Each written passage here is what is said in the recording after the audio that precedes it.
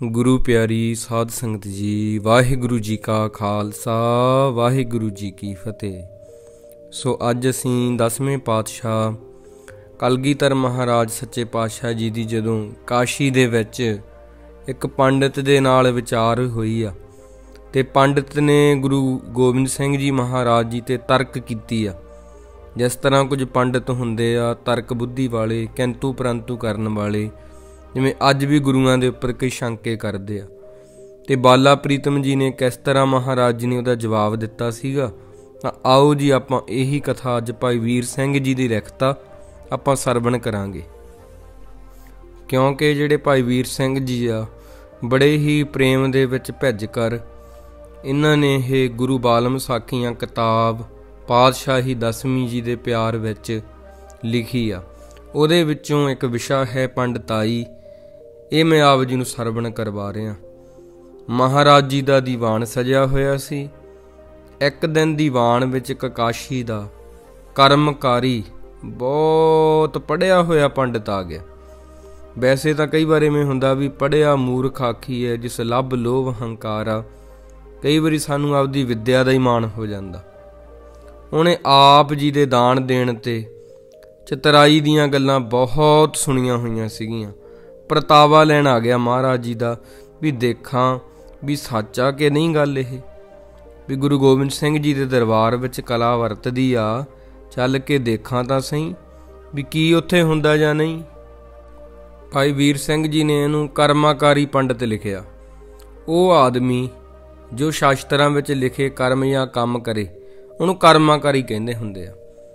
ते कर्मकांडी वो हुंदा जो कर्म धर्म तां नहीं करदा, कर्मां दे नाम ते धर्म दे नाम ते पखंड करदा। तां पंडित आया, उहने महाराज नूं प्रशन कीता आके, गुरु नंदन जीओ, आप जी दे पिता जी गुरु तेग बहादुर, आप जी दे पितामा जी दादा जी गुरु हरगोबिंद साहिब ते आप सारे खत्तरी हो। ते खत्तरी दा धर्म हुंदा दान जां पूजा लैना नहीं। खत्तरी दा धर्म तां ये हुंदा ही नहीं कि दान जां पूजा लैनी। ये पूजा लैनी तां ब्राह्मणां दा हक आ। उहने आके महाराज जी ते टीका टिप्पणी सवाल कीता। फिर उदों गुरु साहिब जी दी उम्र बड़ी छोटी सीगी। बाला प्रीतम जी उदों ताड़ी मार के हसे ते बोले, कहण लगे, ओ पंडित जी असी तां पूजा नहीं लैंदे, असां कोई ठाकुर द्वारा कोई मूर्ति बना रखी है जो दी पूजा लैने आ। असी तां अकाल पुरख वल्लों भेजे होए उहदे पुत्तर हाँ। मैं अपना सुत तोहे नवाजा। ये महाराज आप ही दसदे आ आपदी बाणी विच भी असी तां अकाल पुरख दे बालके आ, उहदे बच्चे आ। शहजादे जान के लोग सानू ये नजराना दिंदे आ। असी इन्हां दे नाल जो ये भेंट करदे आ गरीबां नूं ही पालदे आ, खूह लवाउने आ, बौलियां लवाउने आ, तला सरोवर बनाउने आ, तलाब पटवाउंदे आ, धर्मशाला ते धर्म मंदिर उसारदे आ, कीर्तन करन वाले, कथा करन वाले, भजन करन वाले लोड़वंदां दी अगे पालना करदे आ। लंगर चलदा इत्थे हर जात दा, हर मत दा, हर आया बंदा प्रसादा छकदा, रोटी खांदा है। फिर देखो पंडित जी, लोक नाम दे जाचक मंगण वाले इत्थे आउंदे आ, उन्हां नूं नाम दान दी बख्शिश गुरु नानक दे घर विचों हुंदी है। जो सिरदाना दे दान है सब तो वड्डा दान आ रब दा नाम। लोकां नूं माड़े काम तो हटा के भगती वाले पासे लाउणा ये भी तां इक दान ही है ना। इत्थे गुरु नानक जी दे घर विच मौत दा डर दूर हुंदा। संगत विच बैठ के दुख सुख वंडे जांदे आ। इन्हां दे भले विच अपने मन दा असीं सारा जो भी है जो संगत वल्लों भेंट कीता उस संगत नूं ही दे दिंदे आ। ये असीसां मिलदियां संगत दीयां, असीं भी अपने सिखां नूं असीसां दिंदे आ। इन्हां दे दिलां तो धो दिंदे आ पाप जिहड़े हुंदे आ। गल की पंडित जी, धर्म अर्थ काम मोख चारे पदार्थ साडे पिता जी पितामा दादा जी इन्हां कोल हो के वरतदे रहे आ ते आप भी गुरु पातशाह जी दान करते रहे आ ते मेरे वड्डे जिहड़े आ मुक्ति दी लाग लाउंदे रहे आ ते सचमुच मुक्त कर दिंदे आ। ਜਦੋਂ ਮੋਹ ਮਾਇਆ ਹਉਮੈ ਤੋਂ ਛੁੱਟ ਕੇ ਬੰਦਾ ਇਹ ਸੰਸਾਰ ਤੋਂ ਜਾਂਦਾ ਹੈ ਨਾ, ਤੇ ਉਹ ਫਿਰ ਚੜ੍ਹਦੀ ਕਲਾ ਵਿੱਚ ਉਹਦਾ ਜੀਵਨ ਹੋ ਜਾਂਦਾ, ਜਿਉਂਦਿਆਂ ਜੀ ਉਹ ਮੁਕਤ ਹੋ ਜਾਂਦਾ। ਪੰਡਤ ਹੈਰਾਨ ਹੋ ਗਿਆ, ਕਹਿਣ ਲੱਗਾ ਵੀ ਇਸ ਉਮਰ ਦੇ ਵਿੱਚ ਇਸ ਬੱਚੇ ਨੂੰ ਇਹ ਪਤਾ ਹੈ ਵੀ ਮੋਹ ਮਾਇਆ ਕੀ ਹੁੰਦੀ ਆ, ਹਉਮੈ ਕੀ ਹੁੰਦੀ ਆ, ਇਹ ਜਾਣਦਾ ਹੈ ਈਸ਼ਵਰ ਪ੍ਰਾਇਆਣ ਹੋਣਾ ਕੀ ਹੁੰਦਾ, ਇਹ ਮੁਕਤੀ ਨੂੰ ਵੀ ਸਮਝਦਾ। ਫਿਰ ਉਹਦੇ ਮਨ ਵਿੱਚ ਪੰਡਤ ਦੇ ਬਾਲਾ ਪ੍ਰੀਤਮ ਜੀ ਪ੍ਰਤੀ ਭਾਈ ਵੀਰ ਸਿੰਘ ਜੀ ਕਹਿੰਦੇ ਬਹੁਤ ਪ੍ਰੇਮ ਵੱਧ ਗਿਆ ਸੀਗਾ, ਬਹੁਤ ਪ੍ਰੇਮ ਵਧਿਆ। ਇਸ ਵੇਲੇ ਫਿਰ ਬਾਲਾ ਪ੍ਰੀਤਮ ਜੀ ਤਾੜੀ ਮਾਰ ਕੇ ਹੱਸੇ ਤੇ ਬੋਲੇ, ਪੰਡਤ ਜੀ ਰਾਮ ਕ੍ਰਿਸ਼ਨ ਅਵਤਾਰ ਸਨ, ਬ੍ਰਾਹਮਣ ਸਨ ਕੇ ਖੱਤਰੀ? ਉਹ ਖੱਤਰੀ ਸਨ ਕਿ ਨਹੀਂ? ਬ੍ਰਾਹਮਣ ਹੋ ਕੇ ਉਹਨਾਂ ਨੂੰ ਕਿਉਂ ਪੂਜਦੇ ਹੋ ਜੋ ਖੱਤਰੀ ਸੀਗੇ? ਫਿਰ ਹੱਸੇ, ਹੇ ਪੰਡਤ ਜੀ ਜਨਕ ਖੱਤਰੀ ਸੀ ਕਿ ਬ੍ਰਾਹਮਣ? ਮੈਨੂੰ ਦੱਸੋ ਨਾ। ਹੈ ਉਸ ਕੋਲ ਖੱਤਰੀ ਕੋਲ ਬ੍ਰਾਹਮਣ ਸੁਖ ਦਿਓ ਬ੍ਰਾਹਮਣ ਗਿਆਨ ਸਿੱਖਣ ਕਿਉਂ ਗਿਆ ਤੇ ਪੂਜਾ ਕੀਤੀ? ਇਹ ਦੱਸੋ ਜੀ। ਇਸ ਪ੍ਰਕਾਰ ਭਾਵ ਕਿ ਮਹਾਰਾਜ ਨੇ ਉਹਦੇ ਸਵਾਲਾਂ ਤੇ ਸਵਾਲ ਕੀਤਾ ਗੁਰਮੁਖੋ ਕਿ ਰਾਮ ਕ੍ਰਿਸ਼ਨ ਜਿਹੜੇ ਹੋਏ ਆ ਉਹ ਬ੍ਰਾਹਮਣ ਸੀਗੇ ਕਿ ਖੱਤਰੀ ਸੀਗੇ? ਇਸ ਪ੍ਰਕਾਰ ਦੇ ਵਾਕ ਸੁਣ ਕੇ ਬ੍ਰਾਹਮਣ ਦੇ ਦੰਦ ਜੁੜ ਗਏ ਆ। ਆਖੇ ਇਹ ਉਮਰ ਇੰਨੀ ਛੋਟੀ, ਇੰਨਾ ਗਿਆਨ, ਇਹ ਵਾਕ ਤੇ ਮਨ ਦਾ ਬਲ, ਇਹ ਅਵਤਾਰ ਬਿਨਾਂ ਕਿਸ ਵਿੱਚ ਹੋ ਸਕਦਾ? ਆਇਆ ਹੋਇਆ ਪੰਡਤ ਜਿਹੜਾ ਸੀਗਾ ਸੋਚਣ ਲੱਗਾ ਵੀ ਤਾਂ ਸੱਚਮੁੱਚ ਹੀ ਪਰਮੇਸ਼ਰ ਦੇ ਘੱਲੇ ਹਨ। ਇਸ ਹੈਰਾਨੀ ਤੇ ਸ਼ਰਧਾ ਵਿੱਚ ਆ ਕੇ ਪੰਡਤ ਜਿਹੜਾ ਸੀਗਾ ਉਹ ਬਾਲਾ ਪ੍ਰੀਤਮ ਜੀ ਦੇ ਪੈਰਾਂ ਤੇ ਡਿੱਗ ਪਿਆ, ਬੇਬਸ ਹੋ ਕੇ ਬੋਲਿਆ। ਉਹ ਪੰਡਤ ਦੀ ਜਿਹੜੀ ਭਾਸ਼ਾ ਸੀਗੀ, ਜਿਵੇਂ ਉਹ ਬੋਲਿਆ, ਉਹਨੂੰ ਭਾਈ ਵੀਰ ਸਿੰਘ ਜੀ ਨੇ ਬੜਾ ਵਧੀਆ ਲਿਖਿਆ। ਉਹ ਇਉਂ ਬੋਲਿਆ, ਤਰਾਹੇ ਮਾਂ ਤਰਾਹੇ ਮਾਂ ਤਰਾਹੇ ਮਾਂ, ਮੇਰੀ ਰੱਖਿਆ ਕਰ, ਮੇਰੀ ਰੱਖਿਆ ਕਰ, ਸ਼ਰਨ ਸ਼ਰਨ ਮੈਂ ਤੇਰੀ ਸ਼ਰਨ। ਫਿਰ ਬਾਲਾ ਪ੍ਰੀਤਮ ਜੀ ਨੇ ਉਸ ਵੱਡੀ ਉਮਰ ਦੇ ਪੰਡਤ ਨੂੰ ਥਾਪੜਾ ਦੇ ਕੇ ਕਿਹਾ, ਪੰਡਤ ਜੀ ਪੂਜਾ, ਦਾਨ, ਤਪ, ਇਹ ਜਿੰਨੇ ਵੀ ਹੈਗੇ ਆ ਨਾ, ਜੋਗ ਦੀ ਥਾਂ ਨਾਮ ਜਪੋ, ਜਪ ਕਰੋ ਉਹਦੇ ਨਾਮ ਦਾ। ਸਮਾਂ ਕਿਹਦਾ? ਕਲਯੁਗ ਦਾ। ਅਬ ਕੱਲੂ ਆਇਓ ਰੇ ਇੱਕ ਨਾਮ ਬੋਵੋ ਬੋਵੋ। ਤੇ ਮਹਾਰਾਜ ਕਹਿੰਦੇ ਇਹ ਕਲਯੁਗ ਦਾ ਜ਼ਮਾਨਾ ਹੈ, ਜੋਗਾ, ਇਹਦੇ ਵਿੱਚ ਨਾਮ ਦਾ ਬੀਜ ਬੀਜੋ ਜੀ। ਆ ਪੂਜਾ ਛੱਡ ਕੇ, ਹੋਮ ਛੱਡ ਕੇ, ਇਹ ਜਿਹੜੀਆਂ ਤੁਸੀਂ ਕਰਦੇ ਹੋ ਚੀਜ਼ਾਂ, ਨਾਮ ਦਾ ਹੀ ਬੀਜ ਬੀਜੋ ਜੀ। ਇਹ ਕਾਸ਼ੀ ਦੇ ਵਿੱਚ ਗੱਲ ਬੜੀ ਮਸ਼ਹੂਰ ਹੋ ਗਈ ਹੈ। ਲੋਕ ਦੂਰੋਂ ਦੂਰੋਂ ਦਰਸ਼ਨ ਕਰਨ ਆਏ ਮਹਾਰਾਜ ਜੀ ਦੇ, ਕਿਉਂਕਿ ਉਹਨਾਂ ਨੂੰ ਪਤਾ ਲੱਗ ਗਿਆ ਵੀ ਇਹ ਬਾਲਾ ਪ੍ਰੀਤਮ ਜੀ ਵਿੱਚ ਸ਼ਕਤੀ ਆ। ਕੋਈ ਵੱਡੇ ਵੱਡੇ ਕੋਈ ਜਿਹੜੇ ਪੰਡਤ ਆ ਇਹ ਮਹਾਰਾਜ ਜੀ ਦੇ ਅੱਗੇ ਝੁਕਦੇ ਆ। ਹੁਣ ਦੇਖੋ ਬ੍ਰਾਹਮਣ ਨੇ ਸ਼ੰਕਾ ਕੀਤਾ, ਗੁਰੂ ਮਹਾਰਾਜ ਜੀ ਦੇ ਉੱਪਰ ਕਿੰਨਾ ਸ਼ੰਕਾ ਕੀਤਾ ਵੀ ਗੁਰੂ ਸਾਹਿਬ ਜੀ ਜਿਹੜੇ ਹਨ ਉਹ ਮਹਾਰਾਜ ਸੱਚੇ ਪਾਤਸ਼ਾਹ ਜੀ, ਤੇ ਉਹ ਬ੍ਰਾਹਮਣਾਂ ਨੂੰ ਜਿਹੜਾ ਹੈ ਇਹ ਸੁਭਾਅ ਬਣਿਆ ਹੋਇਆ ਸੀਗਾ ਵੀ ਦਾਨ ਲੈਣਾ। ਇਹ ਬ੍ਰਾਹਮਣਾਂ ਵਾਂਗ ਦਾਨ ਲੈ ਰਹੇ ਆ ਖਣੀ ਸੰਗਤ ਤੋਂ। ਵੀ ਚੜਾਵਾ ਆਉਂਦਾ ਜਿਹੜਾ ਅੱਜ ਵੀ ਗੁਰਦੁਆਰਾ ਸਾਹਿਬ ਚੜ੍ਹਦਾ, ਕੋਈ ਦਾਲ ਦੀ ਕੌਲੀ ਲੈ ਕੇ ਜਾਂਦਾ, ਕੋਈ ਬੋਰੀ ਖੰਡ ਦੀ ਲੈ ਕੇ ਜਾਂਦਾ। ਉਹ ਕਹਿੰਦਾ ਸੀ ਇਹ ਬ੍ਰਾਹਮਣਾਂ ਵਾਲਾ ਕੰਮ ਕਰੀ ਜਾਂਦੇ। ਤੇ ਮਹਾਰਾਜ ਨੇ ਕਿਵੇਂ ਉਹਦੇ ਸ਼ੰਕੇ ਦੂਰ ਕਰ ਦਿੱਤੇ। ਤਾਂ ਅੱਜ ਵੀ ਆਪਾਂ ਵੇਖਦੇ ਹਾਂ ਵੀ ਗੁਰਦੁਆਰਾ ਸਾਹਿਬ ਜਿਹੜੀ ਚੀਜ਼ ਆਪਾਂ ਚੜਾਵੇ ਦੇ ਰੂਪ ਵਿੱਚ ਦਿੰਦੇ ਹਾਂ ਉਹ ਸੰਗਤ ਰੂਪ ਵਿੱਚ ਹੋ ਕੇ ਵਰਤਾਈ ਜਾਂਦੀ ਹੈ। ਗੁਰਦੁਆਰਾ ਸਾਹਿਬ ਜੀ ਵਿੱਚ ਲੰਗਰ ਚੱਲ ਰਹੇ ਆ, ਗੁਰੂ ਰਾਮਦਾਸ ਜੀ ਦੇ ਘਰ ਦਾ ਲੰਗਰ, ਹਜੂਰ ਸਾਹਿਬ ਜਾਓ ਉੱਥੇ ਲੰਗਰ ਵਰਤ ਰਿਹਾ। ਤੁਸੀਂ ਜਿੰਨੇ ਵਜੇ ਮਰਜ਼ੀ ਚਲੇ ਜਾਓ, ਤੁਹਾਨੂੰ ਖਾਲੀ ਨਹੀਂ ਮੁੜਿਆ ਜਾਵੇਗਾ। ਤਾਂ ਇਹ ਚੀਜ਼ਾਂ ਸਾਰੀਆਂ, ਇਹ ਪੰਥ ਐਸਾ ਹੋ ਗਿਆ, ਇਹ ਨਿਰਾਲਾ ਪੰਥ ਹੀ ਹੋ ਗਿਆ। ਤਾਂ ਇਹਦੀ ਸਮਝ ਉਸ ਬ੍ਰਾਹਮਣ ਨੂੰ ਪਹਿਲਾਂ ਤਾਂ ਨਹੀਂ ਸੀ ਆਈ, ਪਰ ਮਹਾਰਾਜ ਦੇ ਨਾਲ ਜਦੋਂ ਵਿਚਾਰ ਚਰਚਾ ਕੀਤੀ ਆ ਫਿਰ ਉਹਨੇ ਸਮਝਿਆ ਵੀ ਗੁਰੂ ਸਾਹਿਬ ਨੂੰ ਤਾਂ ਕ੍ਰਿਸ਼ਨ ਬਾਰੇ ਵੀ ਪਤਾ, ਵੀ ਕਿਸ ਤਰ੍ਹਾਂ ਉਹ ਸ਼੍ਰੀ ਰਾਮ ਜੀ ਬਾਰੇ ਵੀ ਪਤਾ, ਵੀ ਉਹ ਕੋਈ ਬ੍ਰਾਹਮਣ ਨਹੀਂ ਸੀਗੇ ਤੇ ਬ੍ਰਾਹਮਣ ਉਹਨਾਂ ਨੂੰ ਪੂਜਦੇ ਆ। ਫਿਰ ਉਹ ਕਹਿੰਦੇ ਸੀ ਵੀ ਖੱਤਰੀ ਹੋ ਕੇ ਤੁਸੀਂ ਇਹ ਕਰੀ ਜਾਂਦੇ ਹੋ, ਇਹ ਕੰਮ ਤਾਂ ਬ੍ਰਾਹਮਣਾਂ ਦਾ। ਫਿਰ ਮਹਾਰਾਜ ਨੇ ਕਿੰਨੀਆਂ ਉਦਾਹਰਨਾਂ ਦਿੱਤੀਆਂ। ਤਾਂ ਉਹ ਫਿਰ ਗਿਆਨ ਅੱਗੇ ਝੁਕਿਆ। ਅਸਲ ਦੇ ਵਿੱਚ ਉਹ ਮਹਾਰਾਜ ਜੀ ਵਿੱਚ ਜਿਹੜਾ ਗਿਆਨ ਸੀਗਾ ਉਹਨੂੰ ਅੱਗੇ ਗੱਲ ਹੀ ਨਹੀਂ ਆਈ, ਵੀ ਗੁਰੂ ਸਾਹਿਬ ਦੇ ਸਵਾਲ ਤੇ ਸਵਾਲ ਕਰੀ ਗਏ। ਤਾਂ ਅੱਜ ਵੀ ਕੁਝ ਲੋਕ ਜਿਹੜੇ ਆ ਉਹ ਬ੍ਰਾਹਮਣ ਦੇ ਵਾਂਗ ਸ਼ੰਕਾਵਾਦੀ ਹੁੰਦੇ ਆ, ਪਰ ਜਦੋਂ ਗੁਰੂ ਸਾਹਿਬ ਕਿਰਪਾ ਕਰ ਦਿੰਦਾ ਉਹਨਾਂ ਦੀ ਤਰਕ ਦੂਰ ਹੋ ਜਾਂਦੀ ਹੈ। ਕਿਉਂਕਿ ਤਰਕਵਾਦੀ ਦਾ ਕੰਮ ਹੁੰਦਾ ਤਰਕ ਕਰਨਾ, ਸ਼ੰਕਾਵਾਦੀ ਦਾ ਕੰਮ ਹੁੰਦਾ ਸ਼ੰਕਾ ਕਰਨਾ। ਗੁਰੂ ਮਹਾਰਾਜ ਐਸੀ ਕਿਰਪਾ ਕਰ ਦਿੰਦੇ ਆ।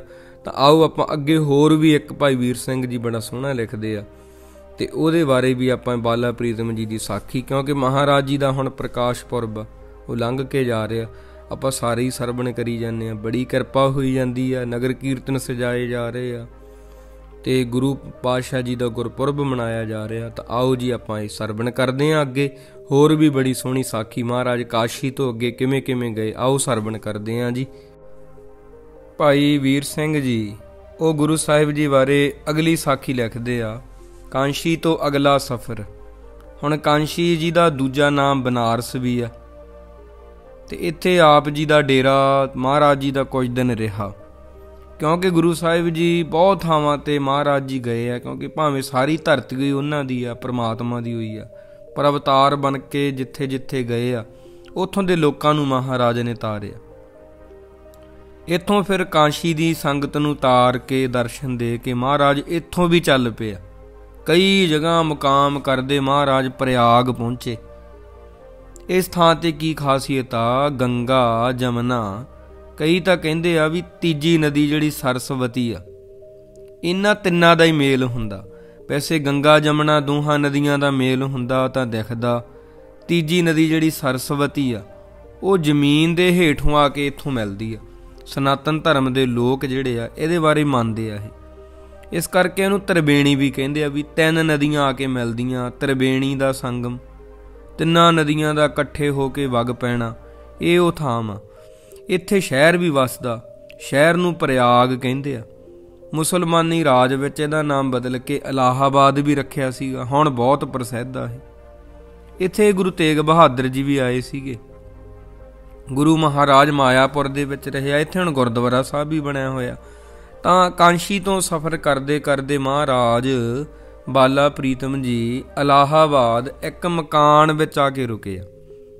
ਇੱਥੇ ਗੁਰਸਿੱਖ ਕਾਫੀ ਸੀਗੇ। ਸੰਗਤ ਗੁਰੂ ਨੰਦਨ ਆਏ ਸੁਣ ਕੇ ਬਹੁਤ ਮਹਾਰਾਜ ਨੂੰ, ਸੱਚੇ ਪਾਤਸ਼ਾਹ ਜੀ ਨੂੰ ਭੇਟਾਵਾਂ ਉਹਨਾਂ ਨੇ ਲਿਆਂਦੀਆਂ, ਖੁਸ਼ ਹੋਏ, ਕਿਉਂਕਿ ਬਾਲਾ ਪ੍ਰੀਤਮ ਜੀ ਦੀ ਖੁਸ਼ੀ ਬਹੁਤ ਸੀ ਉਹਨਾਂ ਨੂੰ ਕਿ ਗੁਰੂ ਤੇਗ ਬਹਾਦਰ ਮਹਾਰਾਜ ਜੀ ਦੇ ਸਾਹਿਬਜ਼ਾਦੇ ਆਏ ਆ। ਗੁਰੂ ਜੀ ਨੂੰ ਜਿਵੇਂ ਅੱਜ ਵੀ ਆਪਾਂ ਚੜਾਵਾ ਚੜਾਉਂਦੇ ਆ, ਦਰਸ਼ਨਾਂ ਦੀ ਖਾਤਰ ਆਪਣੇ ਅੰਦਰ ਇੱਕ ਸਿੱਕ ਹੁੰਦੀ ਆ, ਪਿਆਸ ਹੁੰਦੀ ਆ, ਤਾਂ ਇਵੇਂ ਸਾਹਿਬਜ਼ਾਦੇ ਜੀ ਦਰਸ਼ਨ ਲਈ ਬਹੁਤ ਸੰਗਤਾਂ ਆ ਗਈਆਂ ਉੱਥੇ। ਕਦੇ ਕਦੇ ਸੋਹਣੇ ਵਾਕ ਵੀ ਮਹਾਰਾਜ ਕਰਨ। ਲਿਖਿਆ ਸੀਗਾ ਇਹਦੇ ਵਿੱਚ, ਸਾਖੀ ਦੇ ਵਿੱਚ ਬਹੁਤ ਸੋਹਣਾ ਮੈਂ ਪੜ੍ਹਿਆ ਵੀ ਇੱਥੇ ਇੱਕ ਸੇਠ ਰਹਿੰਦਾ ਸੀਗਾ, ਵੀ ਉਹਦੇ ਘਰ ਵਿੱਚ ਕੋਈ ਪੁੱਤਰ ਨਹੀਂ ਸੀ ਪੈਦਾ ਹੁੰਦਾ, ਨਾ ਧੀ ਬੱਚਾ ਨਹੀਂ ਸੀ ਹੁੰਦਾ। ਹੁਣ ਜਦੋਂ ਬੰਦੇ ਕੋਲ ਪੈਸਾ ਵੀ ਹੋਵੇ ਤੇ ਬੰਦੇ ਦੇ ਘਰ ਵਿੱਚ ਵੀ ਅਮੀਰੀ ਹੋਵੇ, ਪਰ ਕੋਈ ਵੀ ਇਸਤਰੀ ਉਦੋਂ ਤੱਕ ਆਪਣੇ ਆਪ ਨੂੰ ਸੰਪੂਰਨ ਨਹੀਂ ਸਮਝਦੀ ਜਦੋਂ ਤੱਕ ਉਹ ਮਾਂ ਨਹੀਂ ਬਣ ਜਾਂਦੀ। ਤੇ ਬੰਦਾ ਵੀ ਚਾਹੁੰਦਾ ਵੀ ਮੇਰਾ ਵਿਆਹ ਸ਼ਾਦੀ ਹੋਈ ਆ, ਮੈਂ ਪਿਤਾ ਵਾਲਾ ਸੁੱਖ ਮਾਣਾ, ਪਰ ਨਾ, ਇਹ ਸੇਠ ਕੋਲ ਪੈਸਾ ਤਾਂ ਸੀਗਾ ਪਰ ਇਹਦੇ ਘਰ ਵਿੱਚ ਕੋਈ ਔਲਾਦ ਨਹੀਂ ਸੀ। ਮਹਾਰਾਜ ਸੋਹਣੇ ਸੋਹਣੇ ਵਾਕ ਕਰਨ, ਸੰਗਤਾਂ ਨੂੰ ਖੁਸ਼ੀਆਂ ਦੇਣ ਆਏ ਸੀ ਮਹਾਰਾਜ ਇੱਥੇ। ਤਾਂ ਬਾਲਾ ਪ੍ਰੀਤਮ ਜੀ ਨੇ ਇਹ ਸੇਠ ਨੂੰ ਸਹਿਜ ਸੁਭਾਈ ਕਹਿ ਦਿੱਤਾ ਵੀ ਤੇਰੇ ਘਰ ਵਿੱਚ ਪੁੱਤਰ ਜ਼ਰੂਰ ਪੈਦਾ ਹੋਊਗਾ। ਜਿਵੇਂ ਗੁਰੂ ਜੀ ਨੇ ਕਹਿਤਾ, ਉਹ ਆਪਾਂ ਕਹਿੰਦੇ ਵੀ ਪੱਥਰ ਤੇ ਲੀਕ ਆ, ਹੋ ਸਕਦਾ ਪੱਥਰ ਤੇ ਲਕੀਰ ਤਾਂ ਮਿਟ ਜੇ, ਪਰ ਮਹਾਰਾਜ ਸੱਚੇ ਪਾਤਸ਼ਾਹ ਜੀ ਉਹਨਾਂ ਦੇ ਜਿਹੜੇ ਬਚਨ ਆ ਉਹ ਖਾਲੀ ਨਹੀਂ ਜਾਂਦੇ। ਸੋ ਇਸੇ ਤਰ੍ਹਾਂ ਹੀ ਹੋਇਆ ਵੀ ਇਹਦੇ ਘਰ ਵਿੱਚ ਪੁੱਤਰ ਪੈਦਾ ਹੋਇਆ। ਜਦੋਂ ਘਰ ਵਿੱਚ ਪੁੱਤਰ ਹੋ ਗਿਆ, ਸਮਾਂ ਪਾ ਕੇ ਇੰਨੀ ਖੁਸ਼ੀ ਹੋਈ ਸੇਠ ਨੂੰ, ਇਹਨੇ ਕੀ ਕੀਤਾ, ਤੇ ਗੁਰਦੁਆਰਾ ਸਾਹਿਬ ਜੀ ਦੇ ਨਾਲ ਜਿਹੜਾ ਇੱਕ ਬਾਗ ਆ ਤੇ ਕੁਝ ਰਸਦਾਂ ਲੰਗਰ ਵਾਸਤੇ ਲਾ ਦਿੱਤੀਆਂ। ਉਹਦੇ ਵਿੱਚ ਲਿਖਿਆ ਸੀ ਵੀ ਹੁਣ ਤੱਕ ਆ, ਭਾਈ ਵੀਰ ਸਿੰਘ ਜੀ ਕਹਿੰਦੇ, ਉਹਨਾਂ ਨੇ ਵੀ ਅੱਗੇ ਗੁਰਸਿੱਖਾਂ ਪਾਸੋਂ ਖੋਜ ਕੀਤੀ ਆ ਵੀ ਹੁਣ ਤੱਕ ਉਹ ਗੁਰਦੁਆਰਾ ਸਾਹਿਬ ਦੇ ਨਾਮ ਹੀ ਆ ਉੱਥੇ। ਤਾਂ ਇੱਥੇ ਜਿੱਥੇ ਜਿੱਥੇ ਮਹਾਰਾਜ ਗਏ ਆ, ਚਾਹੇ ਉਹ ਕਾਂਸ਼ੀ ਸੀਗੀ, ਚਾਹੇ ਆਪਾਂ ਪਹਿਲਾਂ ਵੀ ਸਰਵਣ ਕੀਤੀ ਆ ਉਹ ਸਾਖੀ, ਵੀ ਉਹ ਜਿਹੜਾ ਪੰਡਤ ਆਇਆ ਸੀ ਮਹਾਰਾਜ ਕੋਲੇ, ਕਿੱਡੀ ਉਹਨੂੰ ਹਉਮੈ ਵਾਲਾ ਰੋਗ ਲੱਗਾ ਹੋਇਆ ਸੀਗਾ, ਕਿੰਨਾ ਉਹਨੂੰ ਜੰਗਾਲ ਲੱਗਾ ਸੀ। ਆਪਣੇ ਮਨਾਂ ਨੂੰ ਇੱਕ ਹਉਮੈ ਕਠੋਰਤਾ ਲੱਗੀ ਹੁੰਦੀ ਆ, ਵੀ ਗੁਰੂ ਦੀ ਕਿੱਡੀ ਰਹਿਮਤ ਹੋ ਗਈ। ਵੇਖੋ ਇਹ ਜਿਹੜੇ ਭਾਈ ਵੀਰ ਸਿੰਘ ਆ ਨਾ, ਇਹਨਾਂ ਦੀ ਖੋਜ ਬੜੀ ਬਾਕਮਾਲ ਆ। ਸ਼ਾਇਦ ਤੁਹਾਨੂੰ ਕੁਝ ਪਤਾ ਨਹੀਂ ਇਹਨਾਂ ਦੇ ਜੀਵਨ ਬਾਰੇ। ਗੁਰਮੁਖ ਪਿਆਰਿਓ, ਜਿਹੜਾ ਹਰਿਮੰਦਰ ਸਾਹਿਬ ਗੁਲਦਸਤਾ ਜਾਂਦਾ ਨਾ, ਸਭ ਤੋਂ ਪਹਿਲਾਂ ਸਵੇਰੇ ਭਾਈ ਵੀਰ ਸਿੰਘ ਜੀ ਦੇ ਘਰ ਤੋਂ ਹੀ ਜਾਂਦਾ। ਇਹ ਲਗਭਗ 2-2.5 ਕਿਲੋਮੀਟਰ ਦੀ ਦੂਰੀ ਤੇ ਹਰਿਮੰਦਰ ਸਾਹਿਬ ਤੋਂ ਇਹਨਾਂ ਦਾ ਘਰ ਬਣਿਆ ਹੋਇਆ। ਭਾਈ ਵੀਰ ਸਿੰਘ ਜੀ, ਮੈਂ ਦਾਸ ਨੇ ਤਾਂ ਉੱਥੇ ਜਾ ਕੇ ਦਰਸ਼ਨ ਵੀ ਕੀਤੇ ਆ। ਵਿੱਚ ਹੀ ਛੋਟਾ ਜਿਹਾ ਇੱਕ ਗੁਰਦੁਆਰਾ ਸਾਹਿਬ ਵੀ ਬਣਿਆ ਹੋਇਆ ਹੈ, ਉੱਥੋਂ ਕਿਤਾਬਾਂ ਵੀ ਮਿਲਦੀਆਂ। ਤੇ ਉੱਥੇ ਮਾਲੀ ਵੀ ਹੁੰਦਾ ਤੇ ਉੱਥੇ ਗੁਲਦਸਤੇ ਫੁੱਲ ਖਿੜੇ ਹੁੰਦੇ ਆ। ਉਹ ਇੱਕ ਗੁਲਦਸਤਾ ਸਵੇਰੇ ਹਰਿਮੰਦਰ ਸਾਹਿਬ ਜਾਂਦਾ ਰੋਜ਼ ਇਹਨਾਂ ਦੇ ਘਰੋਂ। ਭਾਈ ਵੀਰ ਸਿੰਘ ਜੀ ਜਿਹੜੇ ਆ, ਇਹਨਾਂ ਦਾ ਜਿਹੜਾ ਜਨਮ ਹੈ ਉਹ 5 ਦਸੰਬਰ 1872 ਨੂੰ ਮੰਨਿਆ ਜਾਂਦਾ ਤੇ 1957 ਦੇ ਵਿੱਚ ਗੁਰੂ ਕੇ ਚਰਨਾਂ ਵਿੱਚ ਜਾ ਵਿਰਾਜਦੇ ਆ। ਤਾਂ ਇਹਨਾਂ ਦਾ ਜਿਹੜਾ ਜਨਮ ਆ ਅੰਮ੍ਰਿਤਸਰ ਦੇ ਵਿੱਚ ਡਾਕਟਰ ਚਰਨ ਸਿੰਘ ਦੇ ਘਰੇ ਹੋਇਆ ਸੀਗਾ। ਉਹਨਾਂ ਦੇ ਪਿਤਾ ਜੀ ਜਿਹੜੇ ਸੀਗੇ ਨਾ, ਤੇ ਉਹ ਬ੍ਰਿਜ ਭਾਸ਼ਾ ਦੇ ਕਵੀ ਹੋਏ ਆ, ਪੰਜਾਬੀ ਗਦ ਲੇਖਕ ਹੋਏ ਆ, ਸੰਗੀਤ ਵਿੱਚ ਰੁਚੀ ਰੱਖਣ ਵਾਲੇ ਇਨਸਾਨ ਸੀਗੇ। ਜਿਵੇਂ ਕਈਆਂ ਦੀ ਰੁਚੀ ਹੁੰਦੀ ਆ ਸੰਗੀਤ ਵਿੱਚ, ਭਾਈ ਵੀਰ ਸਿੰਘ ਜੀ ਨੇ ਬਹੁਤ ਸਾਰੇ ਨਾਵਲ, ਇਤਿਹਾਸਕ ਕਿਤਾਬਾਂ ਤੇ ਬਹੁਤ ਸੁੰਦਰ ਪੁਸਤਕਾਂ ਦੀ ਰਚਨਾ ਕੀਤੀ ਆ। ਉਹਨਾਂ ਦੀਆਂ ਕਾਵਿ ਰਚਨਾਵਾਂ ਜਿਵੇਂ ਰਾਣਾ ਸੂਰਤ ਸਿੰਘ, ਦਿਲ ਤਰੰਗ, ਤਰੇਲ ਤੁਪਕੇ, ਲਹਿਰਾਂ ਦੇ ਹਾਰ, ਇਹਨਾਂ ਨੇ 1921 'ਚ ਲਿਖੀ ਸੀ। ਮਟਕ ਹਲਾਰੇ 1922 'ਚ ਲਿਖੀ ਆ। ਬਿਜਲੀਆਂ ਦੇ ਹਾਰ ਹੋ ਗਏ, ਮੇਰੇ ਸਾਈਆਂ ਜੀਓ, ਤਾਂ ਇਹ 1953 ਦੀ ਰਚਨਾ ਇਹਨਾਂ ਦੀ। ਕਹਿਣ ਦਾ ਭਾਵ ਕੰਬ ਦੀ ਕਲਾਈ ਤਾਂ ਇਹਨਾਂ ਦੀ ਬਹੁਤ ਸੋਹਣੀ ਕਵਿਤਾ, ਆਪਾਂ ਸਾਰਿਆਂ ਨੂੰ ਪਤਾ ਹੈ ਜਦੋਂ ਇਹਨਾਂ ਨੇ ਕੰਬ ਦੀ ਕਲਾਈ ਲਿਖੀ ਆ ਕਿਵੇਂ ਉਹਨੂੰ ਗਾਇਆ ਗਿਆ, ਕਿੰਨੀ ਸੋਹਣੀ ਉਹ ਕਵਿਤਾ ਸੀਗੀ। ਅੱਜ ਵੀ ਉਹ ਆਪਾਂ ਨੂੰ ਯਾਦ ਆ। ਸੁਪਨੇ ਵਿੱਚ ਤੁਸੀਂ ਮਿਲੇ ਸਾਨੂੰ, ਅਸਾਂ ਧਾਗ ਲਵਕੜੀ ਪਾਈ, ਨਿਰਾ ਨੂਰ ਤੁਸੀਂ ਹੱਥ ਨਾ ਆਏ, ਸਾਡੀ ਕੰਬ ਦੀ ਰਹੀ ਕਲਾਈ। ਪਰਮਾਤਮਾ ਨੂੰ ਭਾਵ ਕੀ ਕਹੀਆਂ ਗਈਆਂ। ਧਾ ਚਰਨਾਂ ਤੇ ਸੀਸ ਨਵਾਇਆ, ਸਾਡੇ ਮੱਥੇ ਛੋਹ ਨਾ ਪਾਈ, ਤੁਸੀਂ ਉੱਚੇ ਅਸੀਂ ਨੀਵੇਂ ਸਾਂ, ਸਾਡੀ ਪੇਸ਼ ਨਾ ਗਈ ਆਕਾਈ। ਬਹੁਤ ਸੋਹਣਾ ਭਾਈ ਸਾਹਿਬ ਭਾਈ ਵੀਰ ਸਿੰਘ ਜੀ ਲਿਖਦੇ ਆ। ਤਾਂ ਇਹ ਬਾਲਾ ਪ੍ਰੀਤਮ ਜੀ ਬਾਰੇ ਇਹਨਾਂ ਦੀ ਕਿਤਾਬ ਆ, ਬਾਲਾ ਪ੍ਰੀਤਮ ਜੀ ਦੀਆਂ ਸਾਖੀਆਂ, ਬਹੁਤ ਸੁੰਦਰ ਰਚਨਾਵਾਂ ਨੇ।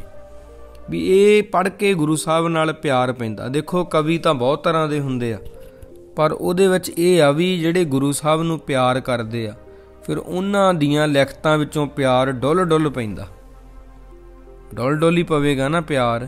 ਤਾਂ ਇਵੇਂ ਫਿਰ ਇਹ ਸਾਰੀਆਂ ਚੀਜ਼ਾਂ ਇਹਨਾਂ ਨੇ ਬਹੁਤ ਕੁਝ ਲਿਖਿਆ। ਪੀਰ ਬੁੱਧੂ ਸ਼ਾਹ ਦੇ ਬਾਰੇ ਵੀ ਲਿਖੀ ਹੋਈ ਆ ਉਹਨਾਂ ਨੇ, ਤੇ ਉਹਨਾਂ ਨੇ ਕਲਗੀਧਰ ਚਮਤਕਾਰ ਵੀ ਲਿਖਿਆ ਹੋਇਆ।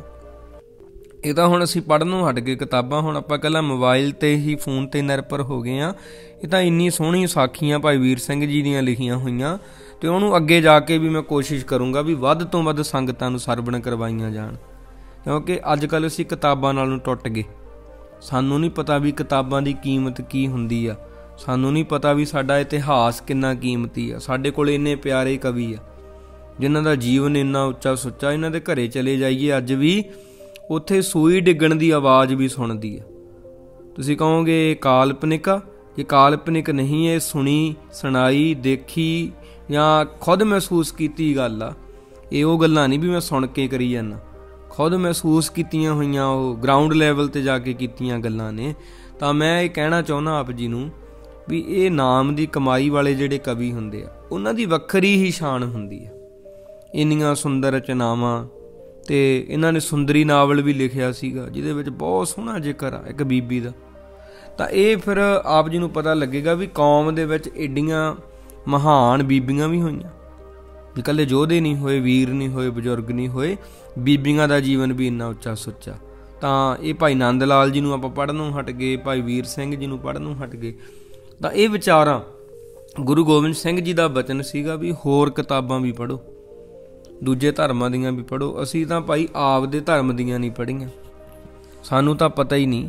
ਹੁਣ ਭਾਈ ਨੰਦ ਲਾਲ ਜੀ ਨੂੰ ਜੇ ਤੁਸੀਂ ਪੜ੍ਹਨ ਲੱਗ ਜਾਓ, ਉਹਨਾਂ ਬਾਰੇ ਵੀ ਆਪਾਂ ਵੇਖਦੇ ਹਾਂ। ਆਪਾਂ ਨੂੰ ਦੀਵਾਨ ਏ ਗੋਇਆ ਉਹਨਾਂ ਦੀਆਂ ਗਜ਼ਲਾਂ ਨੇ, ਦੀਵਾਨ ਏ ਗੋਇਆ ਰਬਾਈਆਂ ਨੇ, ਜ਼ਿੰਦਗੀਨਾਮਾ, ਗੰਜਨਾਮਾ, ਜੋਤ ਵਿਗਾਸ ਫਾਰਸੀ 'ਚ ਲਿਖਿਆ ਸੀ, ਰਹਿਤਨਾਮੇ ਹੋ ਗਏ, ਤਨਖਾਹਨਾਮੇ ਹੋ ਗਏ।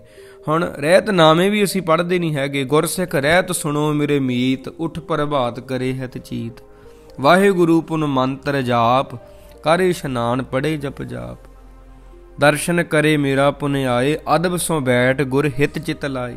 ਇਹ ਸਾਰੇ ਰਹਿਤਨਾਮੇ ਜਿਹੜੇ ਆ ਭਾਈ ਨੰਦ ਲਾਲ ਜੀ ਦੇ ਆ, ਅਤੇ ਉਹਦੇ ਵਿੱਚ ਉਹ ਰਹਿਣੀ ਬਹਿਣੀ ਸਾਰਾ ਕੁਝ ਹੀ ਆਪਾਂ ਨੂੰ ਦੱਸੀ ਜਾਂਦੇ ਆ, ਪਰ ਨਾ ਸਾਡਾ ਧਿਆਨ ਹੀ ਨਹੀਂ ਹੈਗਾ। ਸੁਣ ਸਿੱਖ ਭਾਈ ਨੰਦ ਸੋ ਲਾਲ, ਤੁਮ ਸੁਣ ਹਮਰੇ ਬਚਨ ਰਸਾਲ। ਗੁਰਮੁਖ ਪਿਆਰਿਓ, ਇੰਨੀਆਂ ਸੋਹਣੀਆਂ ਰਚਨਾਵਾਂ ਨੇ, ਪਰ ਅਸੀਂ ਕਿੱਧਰ ਨੂੰ ਜਾ ਰਹੇ ਹਾਂ। ਸਾਨੂੰ ਇਹਨਾਂ ਦਾ ਅਸਲ ਦੇ ਵਿੱਚ ਮੁੱਲ ਹੀ ਨਹੀਂ ਪਤਾ ਵੀ ਇਹਨਾਂ ਦੀ ਕੀਮਤ ਕਿੰਨੀ ਆ। ਕਦੇ ਕਦੇ ਨਾ ਨਿਹੰਗ ਸਿੰਘ ਪੜ੍ਹਦੇ ਹੁੰਦੇ ਆ ਇੱਕ ਚੌਪਈ ਆ, ਸੁਣੋ ਨੰਦ ਲਾਲ ਇਹੋ ਸਾਚ, प्रगट कराऊं अपने राज, चार बरन एक बरन कराऊं, वाहिगुरु का जाप जपाऊं। चढ़े तरंग उड़ावे बाज, तुरक वेख कर जावे भाज, सवा लाख से एक लड़ाऊं, चढ़े सिंह तिस मुक्त कराऊं। झूलन नेजे हस्ती साजे, द्वार द्वार पर नौबत बाजे, सवा लाख जब तुख है पलीता, तब खालसा उदय अस्तलो जीता। ਤਾਂ ਇਹ ਸਾਰੇ ਭਾਈ ਨੰਦ ਲਾਲ ਜੀ ਦੀਆਂ ਹੀ ਰਚਨਾਵਾਂ, ਇਹ ਤਨਖਾਹਨਾਮੇ ਵਿੱਚ ਆ ਜਾਂਦਾ। ਤਾਂ ਰਾਜ ਕਰੇਗਾ ਖਾਲਸਾ, ਆਕੀ ਰਹੇ ਨਾ ਕੋਏ, ਖੁਆਰ ਹੋਏ ਸਭ ਮਿਲेंगे, बचे शरण जो होए। बचन है श्री गुरु जी का, जे कोई सिख दा बेटा होए और मोना होए जावे, तिसकी जड़ सुक्की, और जो मोना सिख होए जावे, तिसकी जड़ हरी। ਇੱਥੇ ਹੁਣ ਭਾਈ ਨੰਦ ਲਾਲ ਜੀ ਨੇ ਕਹਿਤਾ ਵੀ ਮੋਨੇ ਸਿੱਖ ਜੇ ਕੇਸ ਰੱਖਣਗੇ ਉਹਨਾਂ ਦੀ ਜੜ ਹਰੀ ਹੋ ਜੂ, ਨਹੀਂ ਜੜ ਸੁੱਕ ਜੂਗੀ। ਹੁਣ ਇਹ ਆਪਾਂ ਆਪਦੇ ਕੋਲੋਂ ਥੋੜ੍ਹੀ ਕਹੀਆਂ ਗੱਲਾਂ, ਕਈ ਸਾਲ ਪਹਿਲਾਂ ਭਾਈ ਨੰਦ ਲਾਲ ਜੀ ਦੀ ਰਚਨਾ ਹੈ, ਪਰ ਨਾ ਉਦੋਂ ਫਿਰ ਆਪਾਂ ਕਹਿੰਦੇ ਨਾ ਜੀ ਨਾ, ਇਹ ਤਾਂ ਆਪਦੇ ਕੋਲੋਂ ਹੀ ਕਹੀ ਜਾਂਦੇ ਆ, ਇਹ ਤਾਂ ਜੀ ਪਖੰਡ ਕਰਦੇ ਆ, ਇਹ ਤਾਂ ਜੀ ਆਪਦੇ ਕੋਲੋਂ ਬਣਾ ਕਹੀ ਜਾਂਦੇ ਆ।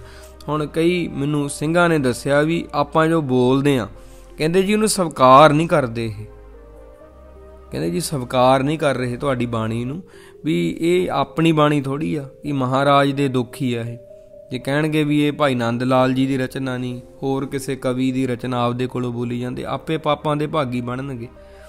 ਗੁਰੂ ਦੀ ਨਿੱਕੀ ਜੀ ਗੱਲ ਨਹੀਂ ਮੰਨ ਸਕਦੇ। ਵੇਖੋ ਆਪਾਂ ਕੇਸ ਰੱਖਣੇ, ਦਾੜੀ ਰੱਖਣੇ, ਵੱਡੀ ਗੱਲ ਆਪਾਂ ਕਿੱਥੋਂ ਮੰਨ ਲਾਂਗੇ ਗੁਰੂ ਦੀ।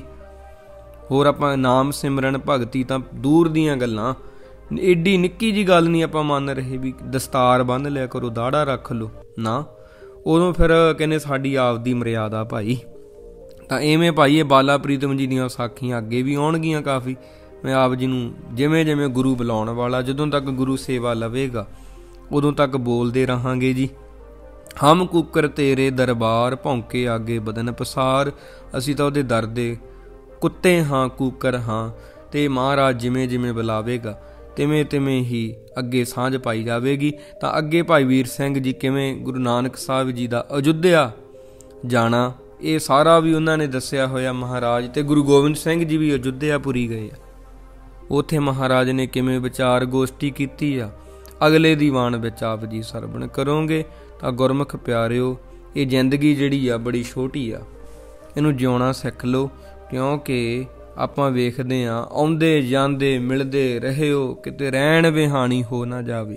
ਉਹ ਰਹਿਣ ਵੀ ਲੰਘ ਜੂ ਗਿਣ ਗਿਣ ਤਾਰੇ, ਕਿਤੇ ਸਾਲ ਵੀ ਹੋਣੀ ਹੋ ਨਾ ਜਾਵੇ। ਸਾਲ ਵੀ ਲੰਘ ਜੂ ਵਿੱਚ ਹਿਜਰਾਂ ਦੇ, ਕਿਤੇ ਮਰਨ ਕਹਾਣੀ ਹੋ ਨਾ ਜਾਵੇ।